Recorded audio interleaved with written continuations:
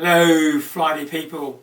I have to tell you about a birthday celebration in the Queen's favourite tea shop, the Diamond Jubilee Salon in Fortnum&Mason's in Piccadilly here in London. Every classy hotel in the world I know does afternoon high tea, but a family birthday with noughts on it alongside Her Majesty's 90th in her best place has to be kind of memorable. Plus my son's fiancée was meeting the last of the Rellies and the friends and my besties for the first time.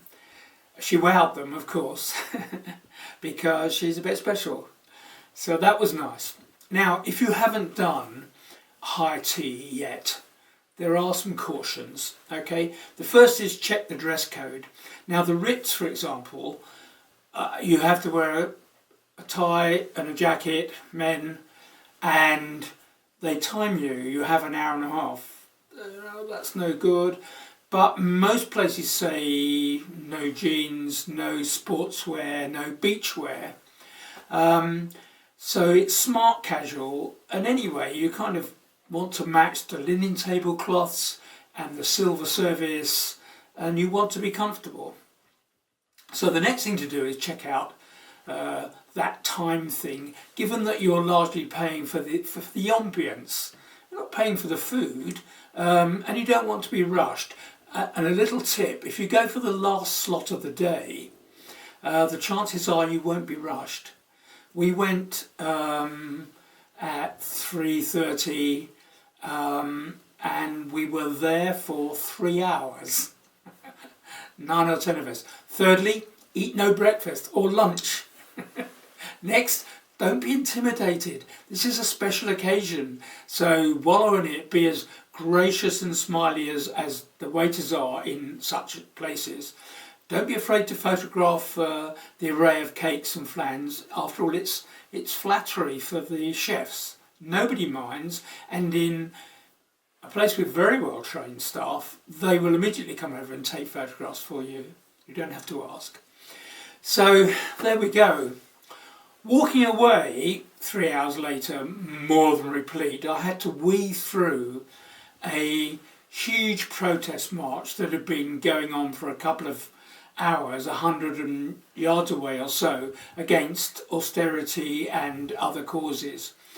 And it caused me to do a quick mental calculation that someone living on the London living wage, not all employers pay that by any means, well done Lush, they'd have to work 7.5 hours to make up what we spent per head, which was £61. I can hear you asking. So, was it an indulgence? Well, yeah, sure, of course. That amount of money for a couple of sandwiches which didn't even have any crust. They'd cut the crust off. I mean, how mean can you get? A couple of scones onto which you had to load clotted cream and jam quickly, otherwise they would float up into the chandeliers. A couple of miniature patisseries which were works of art, and the most wonderful, divine Bakewell tart. Some tea, a glass of house bubbly, and 1 glass of white wine.